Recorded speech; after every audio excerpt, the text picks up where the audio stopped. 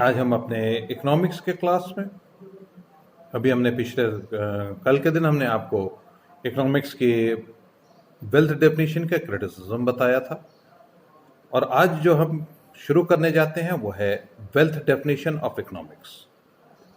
Wealth definition of economics में ये दी गई मार्शल के द्वारा दी गई डेफिनेशन है और मार्शल ने ही 19वीं शताब्दी में इकोनॉमिक्स को कटु आलोचना से बचाया और उन्होंने ये कहा कि धन सुख का साधन नहीं वरन मानव कल्याण का साधन है।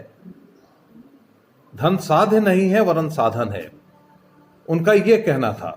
मार्शल ने यह कहा कि धन का स्थान मनुष्य तथा उसके कल्याण पर बल दिया और उन्होंने उसे मात्र एक साधन बताया और साध्य बताया कि भौतिक कल्याण की वृद्धि करना, भौतिक कल्याण की वृद्धि करना साध्य है और धन एक मात्र साधन है जिससे कि हमको भौतिक कल्याण की प्राप्ति होती है।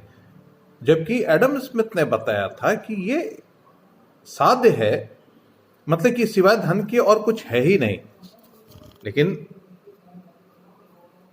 मार्शल ने इस कटु आलोचना से इसको बचाते हुए 19वीं शताब्दी में उन्होंने ये कहा कि धन साधन है और साध्य मानव कल्याण का है, उसके द्वारा मानव कल्याण किया जाता है। और उनके साथ बहुत से उनके अनुयायी साथ में जुड़ते चले गए, जैसे कि पिगू, कैनन, बेवरिज जो है उनके संग जुड़े और उन्होंने भी अपनी परिभाषाएं दी। तो सर्वप्रथम मार्शल ने 1890 में अपनी किताब प्रिंसिपल ऑफ इकोनॉमिक्स के तहत उन्होंने इकोनॉमिक्स को इस रीति से परिभाषित किया कि राजनीतिक अर्थव्यवस्था या अर्थशास्त्र मानव जीवन के साधारण व्यवसाय का अध्ययन है। यह व्यक्तिगत तथा सामाजिक क्रियाओं के उस भाग की जांच करता है जिसका भौतिक सुख के साधनों की प्राप्ति और उपयोग से घनिष्ठ संबंध है। ये मार्शल ने बोला। और अगर हम इसको इसी परिभाषा को अगर हम इंग्लिश में देखें तो उस तरह से है, पॉलिटिकल इकोनॉमी और economics is the study of Mankind in the ordinary business of life. It examine that part of individual and social action which is most closely connected with the attainment and with the use of material requisite of well-being. ये martial की है। इसी तरीके से Pigou ने भी, cannon, Beveridge, इन लोगों ने भी परिभाषा दी। उनके अनुसार अर्थशास्त्र आर्थिक कल्याण का अध्ययन है। आर्थिक कल्याण सामाजिक कल्याण का वो भाग है जिसे प्रत्यक्ष या परोक्ष रूप से मुद्रा द्वारा मापा जा सकता है। पिगू ने इसको इस तरीके से बोला।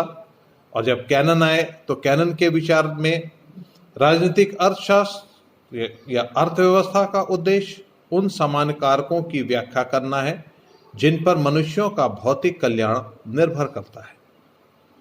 और उसी तरीके से बेवरिज के अनुसार अर्थशास्त्र उन समान विधियों का अध्ययन है जिनके द्वारा मनुष्य अपनी भौतिक आवश्यकताओं को पूरा करने के लिए सहयोग करते हैं।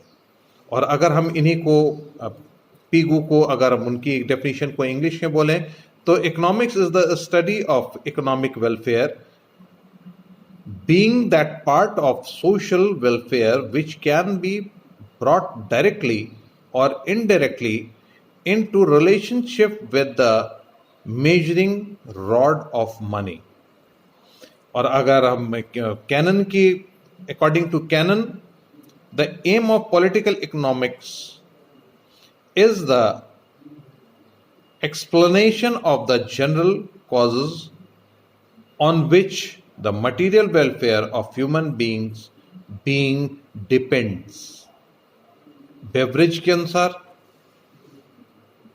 economics is the study of general methods by which men cooperate to meet their material need और according to pension, economics is the science of material welfare. और हिंदी में पेंशन के शब्दों में अर्थशास्त्र भौतिक कल्याण का विज्ञान है। यानी कि इन सबों की परिभाषाओं को अगर आप गौर करें तो इस सबों की परिभाषा में धन के द्वारा हम भौतिक कल्याण या सामाजिक कल्याण को हम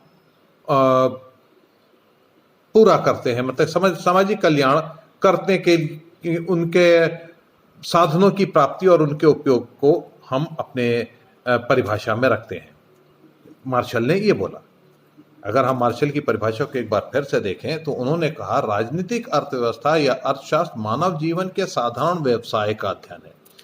साधारण व्यवसाय का अध्ययन है, वह व्यक्तिगत तथा सामाजिक क्रियाओं के उस भाग को जांच करता है जिसका भौतिक सुख के साधनों की प्राप्ति और उपयोग से घनिष्ठ संबंध है। यानी कि साधारण व्यवसाय का अध्ययन व्यक्तिगत सामाजिक क्रियाओं का उस भाग का अध्ययन जो भौतिक सुख के साधनों की प्राप्ति, भौतिक सुख के साधनों की प्राप्ति व उनके उपयोग के से घनिष्ठ संबंध रखता है।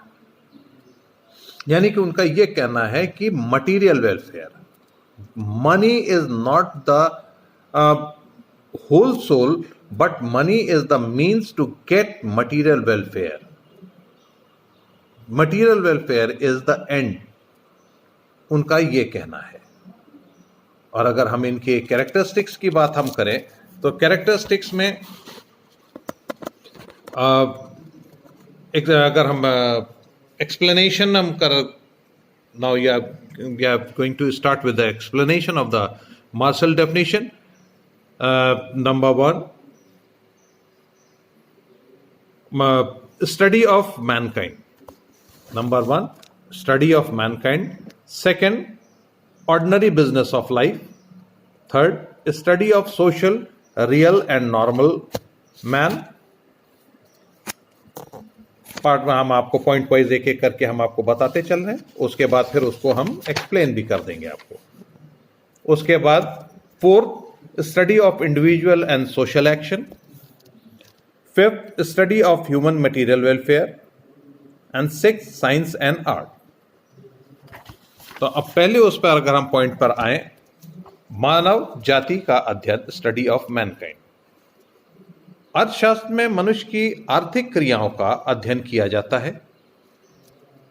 इस प्रकार मार्शल ने धन की अपेक्षा मनुष्य पर अधिक बल दिया और मार्शल ही के शब्दों में धन मनुष्य के लिए है, ना कि मनुष्य धन के लिए। और यही सच्चाई है।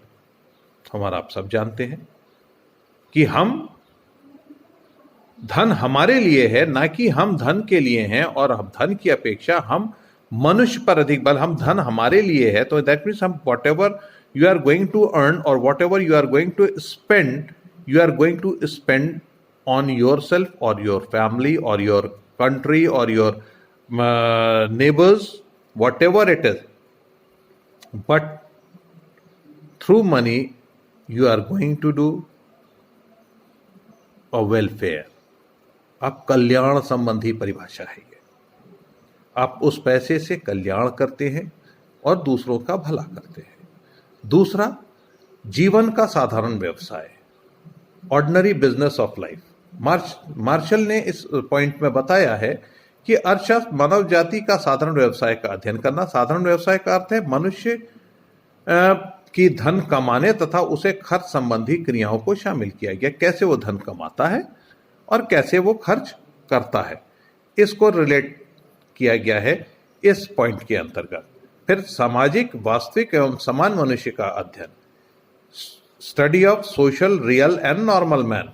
इनके अनुसार मनुष्यों की आर्थिक क्रियाओं का अध्ययन होता है और इसमें उन क्रियाओं का, उन मनुष्यों का जो कि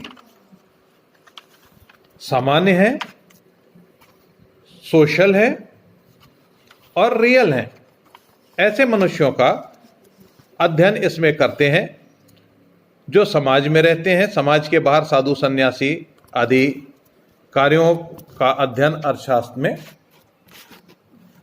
नहीं किया जा सकता। इसी प्रकार पागल, शराबी, चोर और असामान्य व्यक्ति का भी अध्ययन इसमें अर्थशास्त्र में नहीं किया जाता।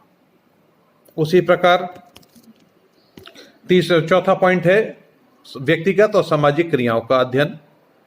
तो अर्थशास्त्र में मनुष्य का व्यक्तिगत और सामाजिक दोनों प्रकार की आर्थिक क्रियाओं का अध्ययन किया जा सकता है। इसलिए अर्थशास्त्र एक सामाजिक विज्ञान है। आर्थिक और सामाजिक क्रियाओं का अध्ययन यानी कि हम वो क्रियाएं जिससे हम पैसा कमाते हैं और वो उपयोग जिसके द्वारा हम समाज के लिए कार्य करते हैं। तो इन दोनों ही क्रियाओं का, चाहे आर्थिक क्रियाएं हों चाहे सामाजिक क्रियाएं हैं, दोनों क्रियाओं का अध्ययन किया जाता है, जिससे ये सामाजिक विज्ञान कहा जाता है। फिर study of human material welfare, मानव के भौतिक कल्याण का अध्ययन।